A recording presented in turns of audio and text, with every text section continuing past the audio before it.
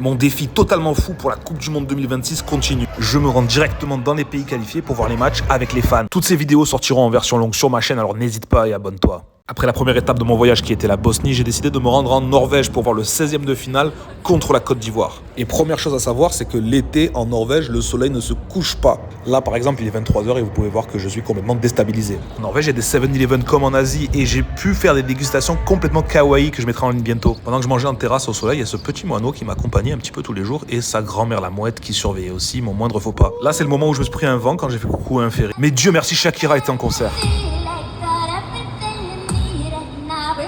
À Oslo, la pinte de bière est à 12,50 €. Là, vous me voyez boire 1,20 €. Je suis aussi allé voir le derby d'Oslo en D2 norvégienne. Il n'y avait pas grand monde. Et là, je fais semblant qu'il y ait une action pour les caméras. Voyager seul, c'est aussi n'avoir personne pour être pris en photo.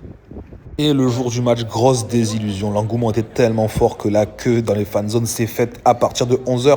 Et là, je comprends que je vais pas avoir de place. J'en ai tenté une un peu plus excentrée dans la ville avec vue sur la mer. Mais là, c'était carrément pire parce que c'était sur réservation. Donc j'ai choisi de le voir sur la colline d'en face avec quand même une très belle vue. Et je me suis fait des nouveaux amis venus tout droit du Pakistan avec qui j'ai pu vivre le match. Et finalement, malgré une fin de match très tendue, qualification de la Norvège, on est à 2 victoires sur 2 dans mes déplacements.